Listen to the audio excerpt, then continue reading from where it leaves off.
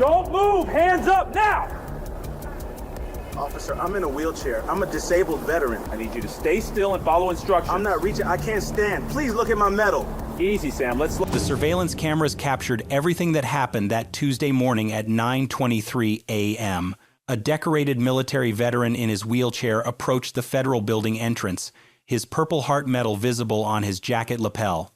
What happened next would shock the nation and prove that even those who served our country with distinction are not immune to systemic abuse of power. Staff Sergeant Robert Hayes had served 3 tours of duty overseas. He lost the use of his legs when an improvised explosive device detonated near his convoy in Afghanistan. The blast that stole his mobility also earned him the Purple Heart, one of the military's highest honors for those wounded in combat. Robert had dedicated his life to serving his country, never imagining that one day agents of that same country would treat him like an enemy on American soil. That Tuesday started like any other for Robert. He needed to visit the federal building to update his veteran benefits paperwork, a routine task he had done countless times before. He drove his specially modified vehicle to the downtown location, transferred into his wheelchair, and made his way toward the building entrance. Nothing about Robert suggested danger or threat. He wore a clean button-down shirt, khaki pants, and his service medals were displayed proudly on his jacket. His wheelchair moved slowly across the concrete plaza, the morning sun glinting off his Purple Heart. Agent Samuel Torres had been working immigration enforcement for 6 years. He was stationed outside the federal building that morning as part of what his supervisors called enhanced security protocols. What those protocols actually meant was never clearly defined. But Torres understood his job was to watch for suspicious individuals and take action when necessary. The problem was, Torres's definition of suspicious had become dangerously warped over his years on the force. From across the plaza, Torres spotted Robert approaching the building. Something about the veteran immediately caught his attention, though he would later struggle to articulate exactly what seemed suspicious about a disabled man in a wheelchair slowly making his way to a federal building during normal business hours.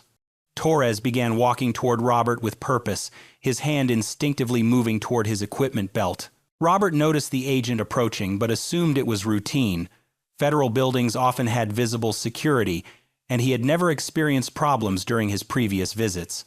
He continued toward the entrance, focused on completing his paperwork and getting home to spend time with his wife and 2 young children. When Torres reached Robert, he didn't introduce himself properly or explain why he was stopping him. Instead, he commanded Robert to halt and demanded to see identification.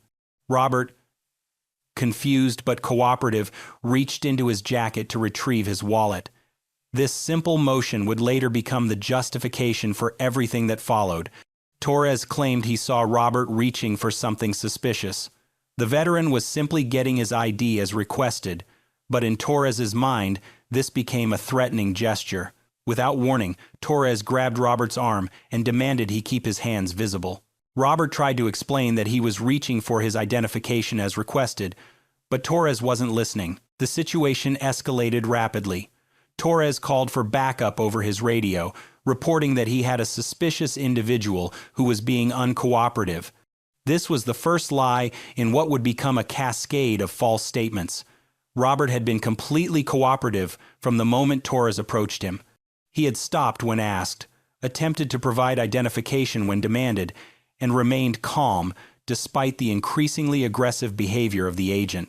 Within minutes, 3 additional agents arrived on scene: Agent Lisa Rodriguez, Agent Michael Foster, and Agent David Kim surrounded Robert's wheelchair. The sight of 4 federal agents surrounding a disabled veteran should have raised questions, but instead, it seemed to embolden their aggressive approach. Agent Rodriguez demanded to know what Robert was doing at the federal building. He explained he was there to update his veteran benefits, showing them the appointment letter he carried in his jacket pocket. The agents barely looked at the document. Instead, Torres claimed Robert had been acting suspicious and potentially reaching for a weapon. This was when Robert made a decision that would prove crucial later. He pulled out his phone and began recording. The moment that camera came out, the agent's demeanor shifted dramatically. Torres told him to put the phone away immediately. Robert calmly stated that he had the right to record public officials performing their duties in a public space. This assertion of his constitutional rights seemed to infuriate the agents. Agent Foster stepped closer to Robert's wheelchair, positioning himself to block the camera angle. He accused Robert of being uncooperative and creating a disturbance. Robert remained seated in his wheelchair, speaking in a calm, measured tone, asking repeatedly what he had done wrong and why he was being detained. The agents began questioning Robert about his immigration status. This line of questioning revealed the true motivation behind their actions. Despite Robert's obvious American accent, his military bearing, and his veteran identification visible on his jacket, the agents assumed he was an undocumented immigrant. They demanded to see proof of citizenship, dismissing his veteran ID and Purple Heart as potentially fraudulent. Robert tried to explain his military service, pointing to his Purple Heart and the other service medals on his jacket. He offered to show them his military identification card, but the agents seemed uninterested in evidence that contradicted their assumptions. Instead, they became more aggressive, with Torres claiming that Robert was being evasive and suspicious. The confrontation attracted attention from other people entering and leaving the federal building. Several bystanders stopped to watch, some beginning to record on their own phones. The agents noticed this growing audience and seemed to become more agitated rather than more professional. Agent Kim attempted to search Robert's wheelchair without permission or probable cause. When Robert objected, stating that they had no legal right to search him or his property without reasonable suspicion of a crime, the agents claimed he was resisting their investigation. This was the beginning of the physical escalation that would soon traumatize Robert and shock the nation. Torres grabbed Robert's left arm, attempting to pull him from his wheelchair. Robert instinctively held onto his chair to prevent being yanked from the only mobility he had. The agents interpreted this natural response as resistance. They began shouting commands at Robert, creating a chaotic scene that bore no resemblance to a professional law enforcement interaction. What happened next was captured on multiple cameras from different angles. Robert's phone continued recording, as did the phones of several bystanders, and the federal building's extensive security camera system documented everything. This convergence of video evidence would later prove invaluable in court, as it made any attempt to distort the facts impossible. Agent Foster moved to Robert's right side, while Torres maintained his grip on the left. Without warning, they began attempting to physically remove Robert from his wheelchair. The sight of two federal agents manhandling a disabled veteran was shocking to witness, and the bystanders began voicing their objections loudly. Robert tried to explain that he couldn't stand, that his legs were paralyzed from his military service, but the agents either didn't hear him or didn't care. They continued trying to force him to stand, causing him obvious pain and distress. His voice became strained as he repeated that he was a disabled veteran and couldn't comply with their demands. The physical confrontation intensified when Agent Rodriguez decided to take control of Robert's wheelchair. She grabbed the handles and began attempting to move the chair, with Robert still in it, away from the building entrance. This action separated Robert from his phone, which fell to the ground, though it continued recording the audio of what was happening. Have you ever witnessed something like this happening to a veteran or disabled person? Type yes in the comments if you have. The crowd of onlookers grew larger and more vocal. Someone shouted that Robert was a disabled veteran and demanded the agents stop their aggressive behavior. Another person called out that they were recording everything. The public pressure should have caused the agents to reassess their actions, but instead, it seemed to make them double down on their approach. Torres radioed for additional backup, claiming they had a combative suspect who was resisting arrest. This was another fabrication that would later be disproven by the video evidence. Robert had not been formally arrested, had committed no crime, and had been cooperative throughout the encounter until the agents began physically assaulting him. Agent Kim retrieved Robert's phone from the ground and attempted to stop the recording. This violation of Robert's property rights added another layer to what was becoming a systematic abuse of power. When a bystander told Kim that he couldn't legally confiscate the phone, the agent claimed it was evidence in an ongoing investigation. The situation reached its lowest point when Torres and Foster, frustrated by their inability to force Robert to stand, decided to physically tackle him while he remained in his wheelchair. The image of federal agents body slamming a Purple Heart recipient in his wheelchair would soon be broadcast across every major news network in the country. The tackle sent Robert and his wheelchair tumbling to the concrete. His Purple Heart medal scattered across the pavement, along with his veteran identification cards and appointment papers. The symbolism was devastating.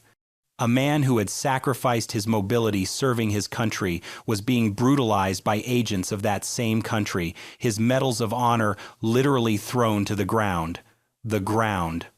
Robert lay on the concrete, his wheelchair overturned beside him, his body twisted at an unnatural angle. The agents stood over him, breathing heavily, as if they had just subdued a dangerous criminal rather than assaulted a disabled veteran.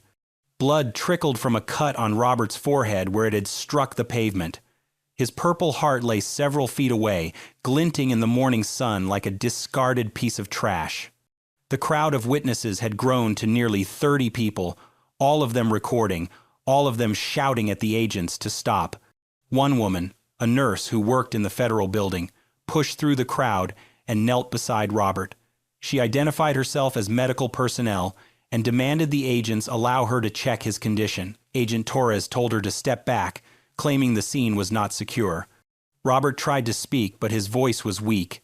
The impact with the concrete had knocked the wind out of him, and he was struggling to breathe. His legs, already paralyzed, were now twisted beneath him in a way that looked painful, even though he couldn't feel them. More concerning was the obvious head trauma and the way his left arm hung at an odd angle. The nurse ignored Torres and began checking Robert's vital signs. She spoke directly to him, asking if he could hear her, if he knew where he was. Robert nodded weakly and whispered that his arm hurt badly. The nurse looked up at the agents with disgust and told them they needed to call an ambulance immediately. Agent Foster claimed they would handle the medical situation themselves. This was when Lieutenant Colonel James Washington arrived on scene. Washington was a career military officer who worked in the federal building and had heard the commotion from his office window. When he looked down and saw what was happening, he immediately took the elevator to the ground floor. What he found when he emerged from the building would haunt him for years to come. Washington saw Robert on the ground, recognized the Purple Heart scattered on the concrete, and understood immediately what had happened. He approached the agents with his military identification already in hand. He identified himself as an active duty officer and demanded to know why a decorated veteran was lying injured on the pavement. Agent Rodriguez told Washington to mind his own business and return to the building. She said they were conducting a federal investigation and civilian interference would not be tolerated. Washington looked at her with the kind of expression reserved for those who had just revealed their complete ignorance. He informed her that assaulting a disabled veteran was very much his business, especially when it happened outside his workplace.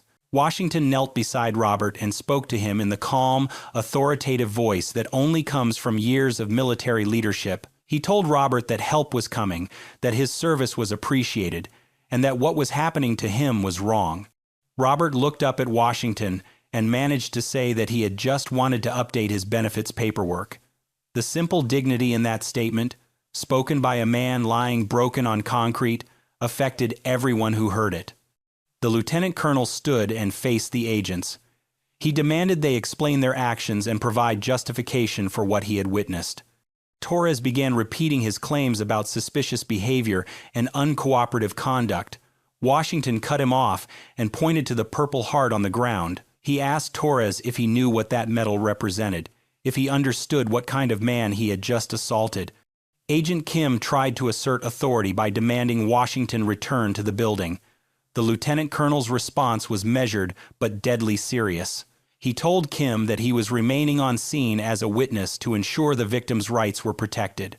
He also mentioned that he had already contacted his chain of command and that military personnel took a very dim view of veterans being mistreated by federal agents. The ambulance arrived 15 minutes after the initial assault, though it felt like hours to Robert lying on the cold concrete.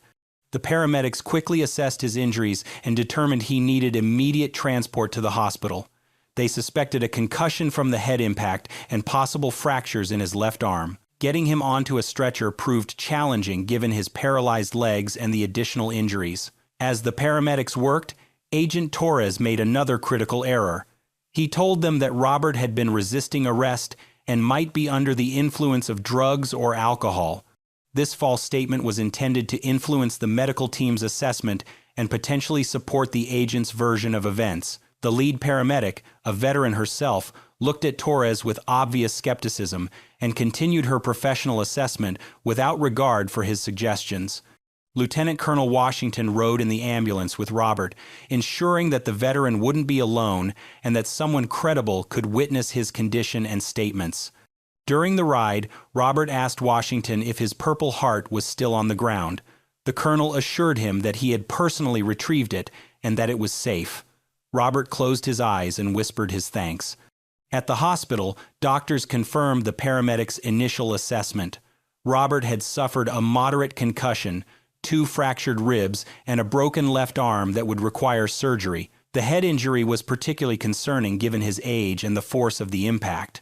Medical records would later show that his recovery took months and that he suffered from persistent headaches and memory problems that affected his daily life. While Robert was receiving medical treatment, the video footage was already spreading across social media. The bystanders who had recorded the incident began posting their videos within hours. The image of federal agents tackling a Purple Heart recipient in his wheelchair was impossible to ignore. News outlets picked up the story by evening, and by the next morning, it was national news. The agent's superiors were blindsided by the media attention. Within hours of the story breaking, the Immigration and Customs Enforcement Agency was fielding calls from reporters, veterans organizations, and members of Congress demanding answers. The initial response was predictably defensive, with officials claiming they would investigate the matter thoroughly while supporting their agents' right to maintain security. Robert's wife, Maria, received a call from the hospital while she was at work. The news that her husband had been assaulted by federal agents and was in the emergency room was devastating. She had sent him off that morning with a kiss and a reminder to pick up milk on his way home. Instead, she found herself rushing to the hospital, terrified and confused about what could have happened. When Maria arrived at the hospital, she found Robert sedated and connected to monitoring equipment. The sight of her husband, a man who had survived combat and rebuilt his life after his injury, lying helpless in a hospital bed because of his own government's actions, filled her with a rage she had never experienced. She sat beside his bed and held his uninjured hand while tears streamed down her face. The hospital social worker who met with Maria explained what had happened based on witness accounts and police reports.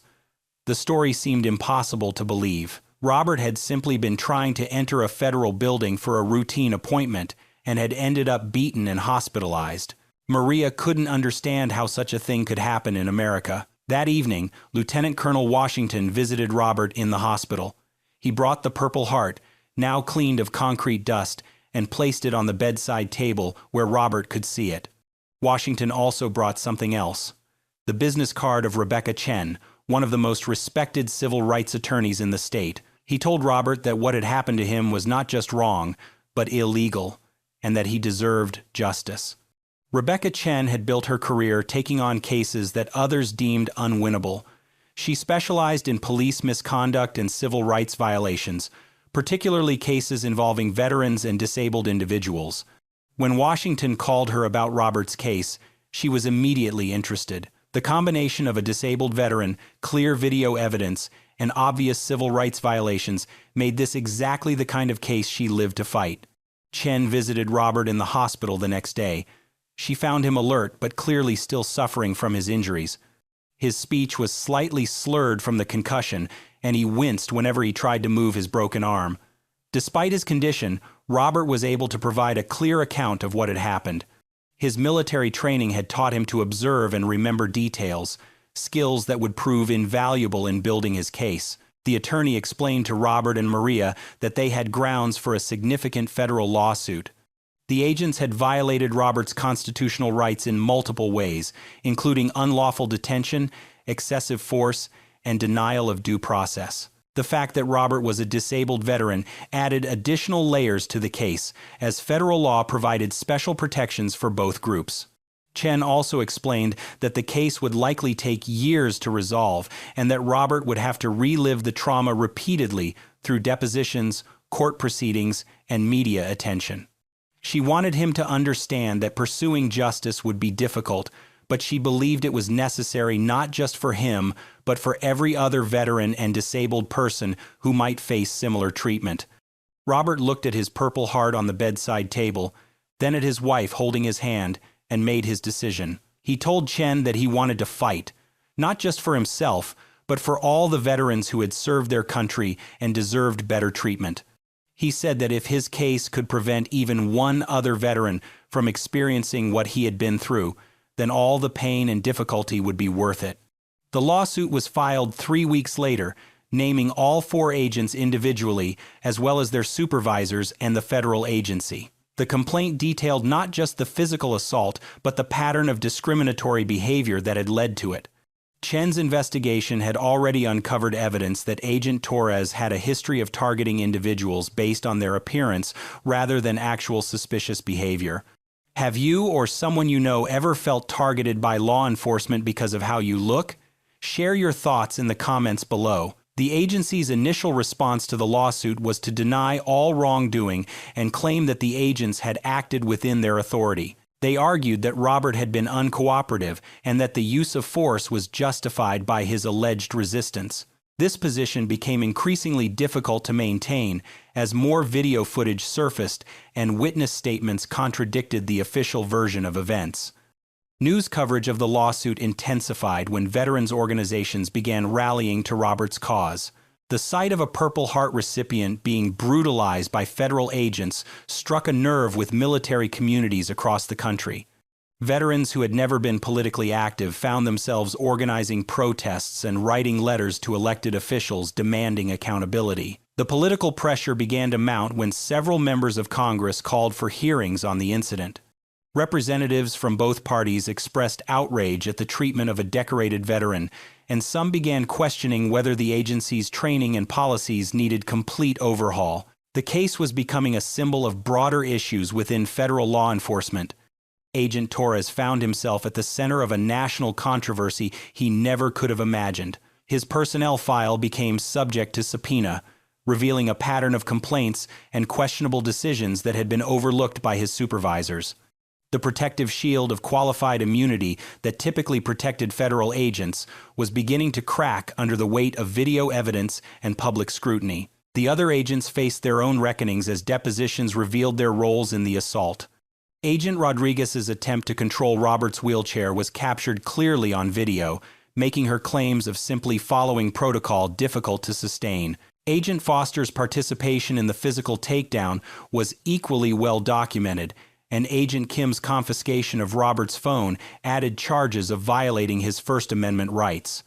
As the legal proceedings progressed, it became clear that this was more than just a case about one incident. Chen's investigation revealed a systemic problem within the agency, where agents routinely targeted individuals based on appearance and operated with impunity.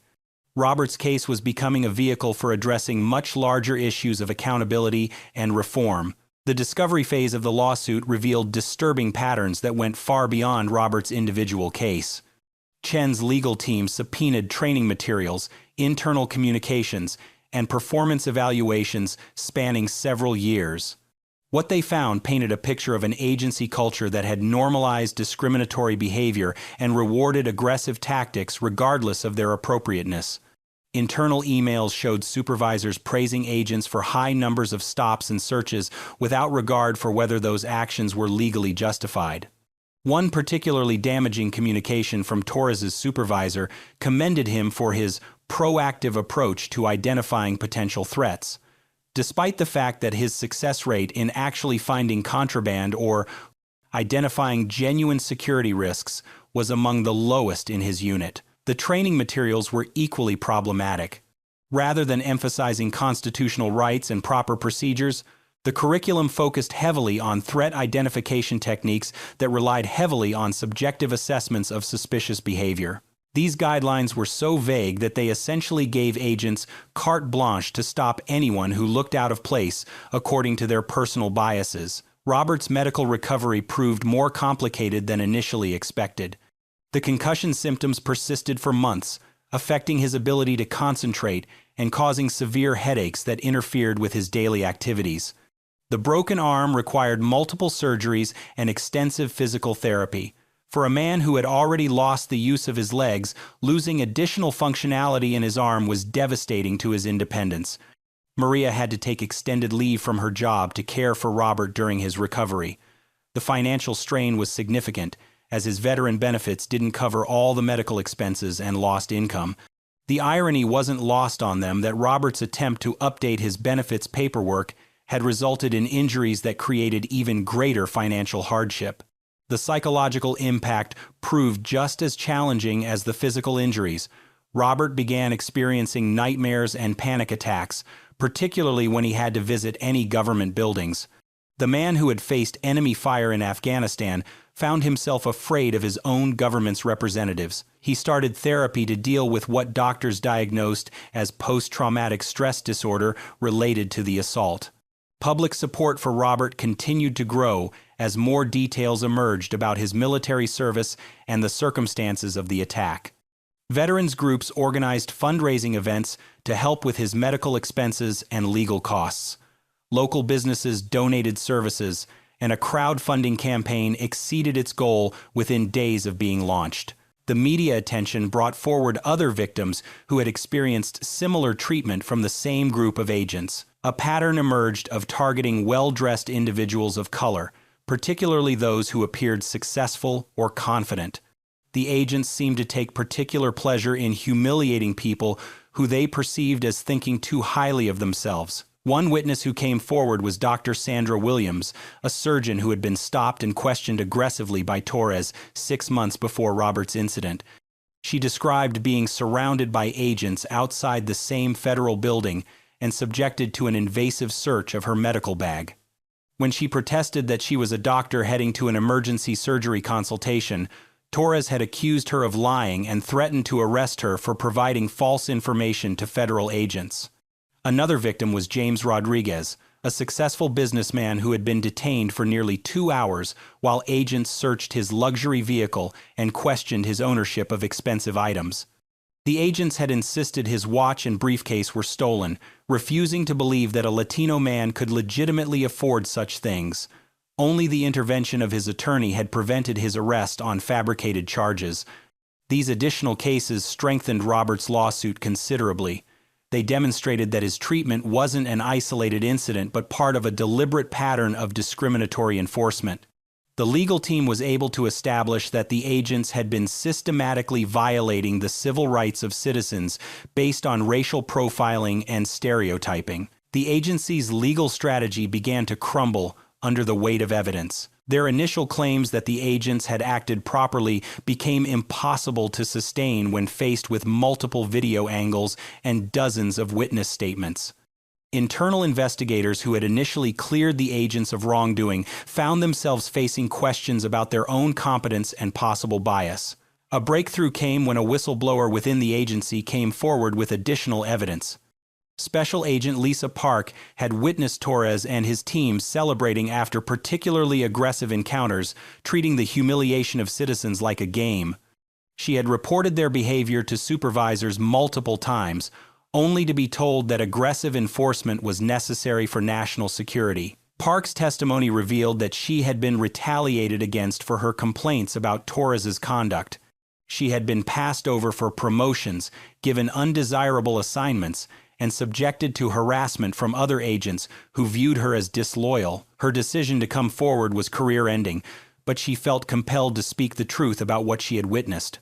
The whistleblower's evidence included audio recordings of Torres bragging about his ability to intimidate people and make them fear federal authority. In one particularly damaging recording, he described Robert's assault as teaching him proper respect for law enforcement. These recordings made it impossible for the agency to claim the incident was an accident or misunderstanding. As the lawsuit progressed, congressional hearings began examining the broader issues raised by Robert's case. Lawmakers grilled agency officials about training procedures, oversight mechanisms, and accountability measures. The testimony revealed a shocking lack of supervision and quality control in field operations. Agency Director Michael Foster found himself in the hot seat as representatives from both parties demanded explanations for how such behavior had been allowed to continue unchecked. His attempts to characterize Roberts' assault as an isolated incident were undermined by the mounting evidence of systemic problems within his organization. The political pressure intensified when veteran organizations began calling for Foster's resignation. Military leaders who typically avoided political controversies spoke out publicly about the unacceptable treatment of a decorated combat veteran. The symbolism of a Purple Heart recipient being brutalized by his own government proved too powerful to ignore.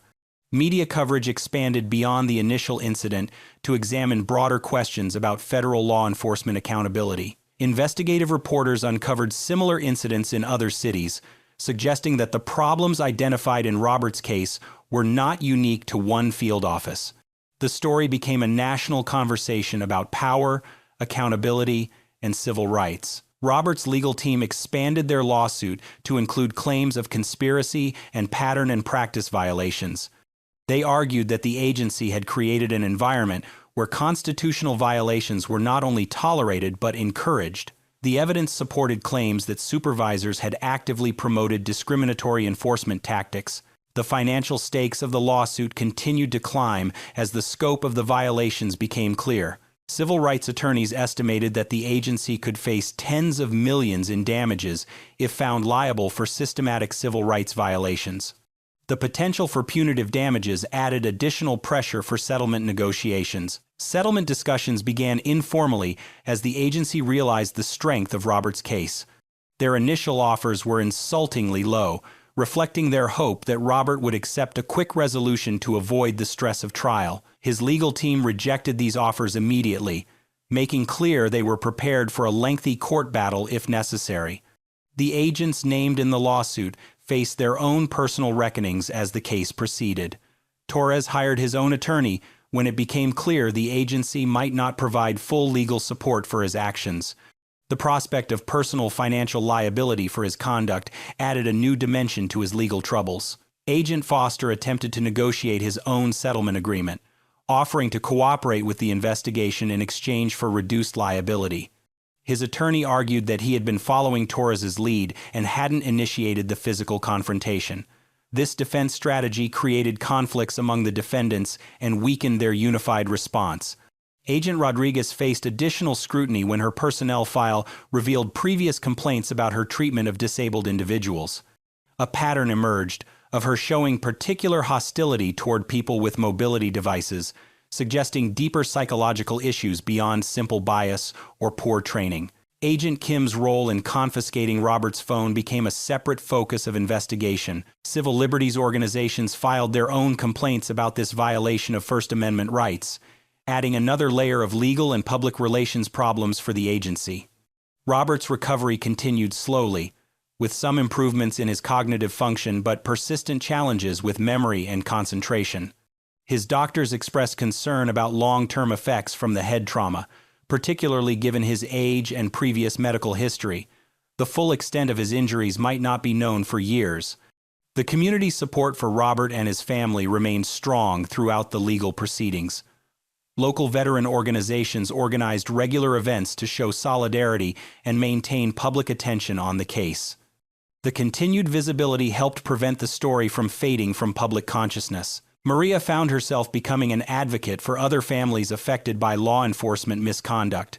She spoke at conferences and community meetings about the hidden costs of these incidents on families and communities.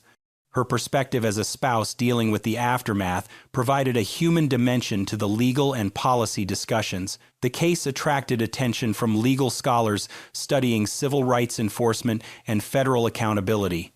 Several law schools used Roberts' case in their constitutional law courses as an example of how individual incidents can expose systemic problems. Academic analysis supported the legal team's arguments about pattern and practice violations. As the second year of litigation began, the agency's position continued to deteriorate.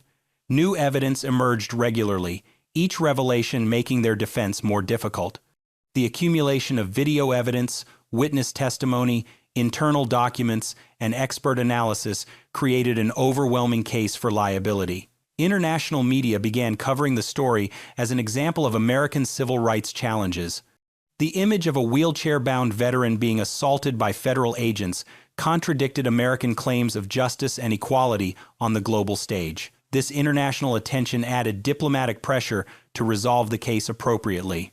The agency brought in outside consultants to review their policies and procedures, hoping to demonstrate good faith efforts at reform. However, these consultants' reports largely confirmed what Robert's legal team had been arguing about: systemic problems requiring comprehensive changes rather than minor adjustments. Settlement negotiations intensified as the trial date approached. The agency's insurance carriers became increasingly concerned about potential damages and began pressuring for resolution. The combination of clear liability, extensive damages, and negative publicity made this a case they desperately wanted to settle rather than risk at trial.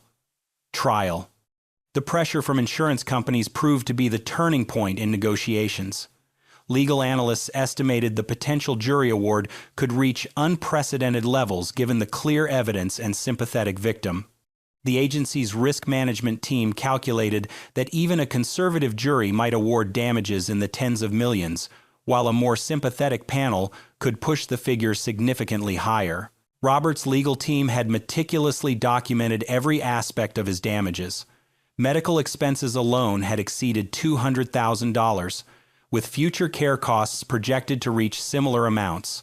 Lost income from his inability to work at full capacity added another substantial figure, but the real value of the case lay in the pain and suffering damages and potential punitive awards designed to send a message about accountability.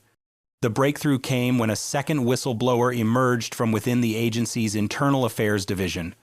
Senior investigator Karen Mitchell had been reviewing complaints against Torres's unit for months and discovered that previous investigations had been deliberately whitewashed to protect politically connected supervisors. Her testimony revealed that at least 12 serious complaints had been buried or inadequately investigated. Mitchell's revelations showed that agency leadership had known about the pattern of abuse for years, but had chosen to ignore it rather than address the underlying problems.